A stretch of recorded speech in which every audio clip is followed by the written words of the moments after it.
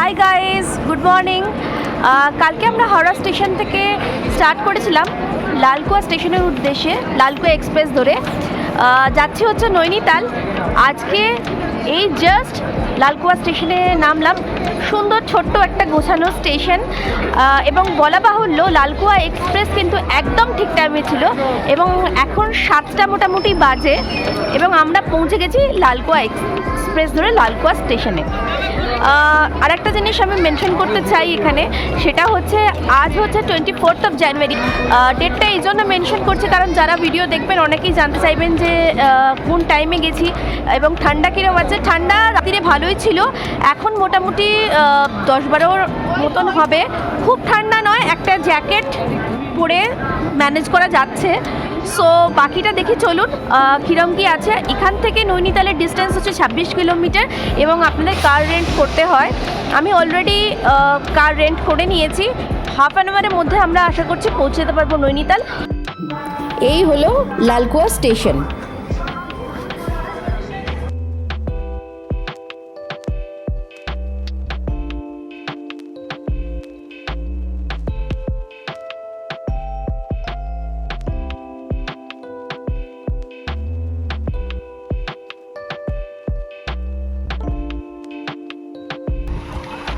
সকালে যেরকম বলছিলাম আমাদের ট্রেন একদম টাইমে ছিল এবং 7টার সময় লালকুয়াতে নামিয়ে দিয়েছে।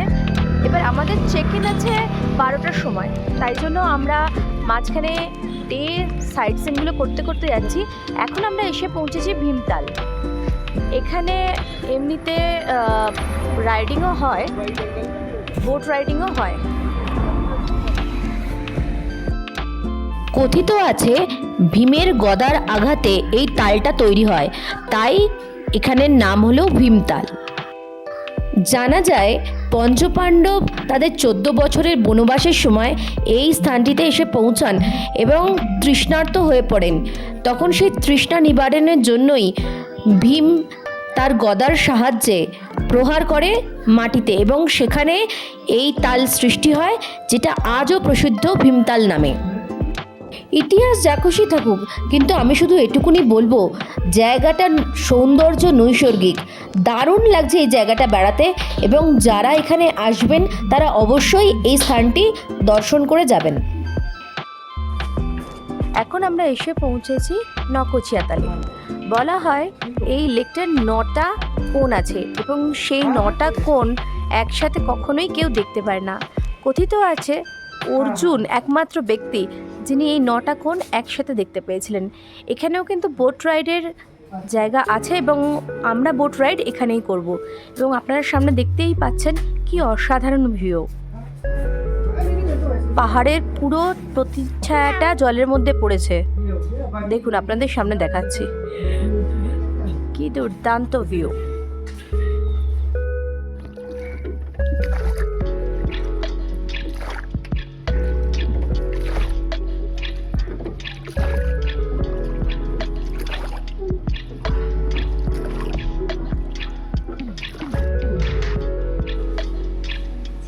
ফাইনালি আমি এসে পৌঁছেছি নৈনিতালে।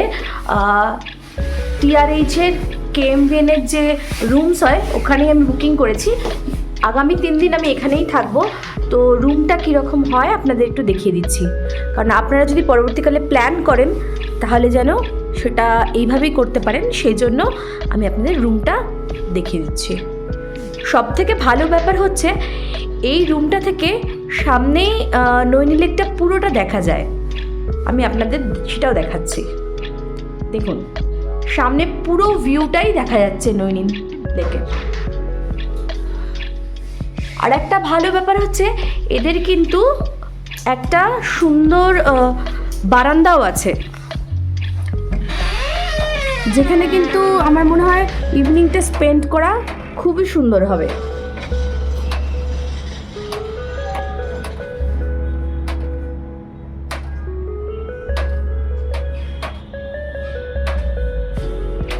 তো আমার রুম থেকে এই হলো ভিউ, সামনের পাহাড় এবং নৈনি লেকের। তো যারা যারা প্ল্যান করছেন নৈনিতালের জন্য তারা কিন্তু এখানে এসে থাকলে খুবই খুশি হবেন আশা করছি, এই অসাধারণ ভিউটার সাক্ষী হতে পারবেন।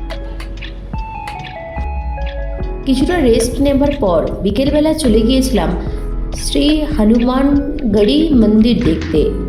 এখানকার সৌন্দর্য খুব সুন্দর, একটা শান্ত পরিবেশ এবং অদ্ভুত এক শান্তি পাবেন এখানে বেড়াতে এলে।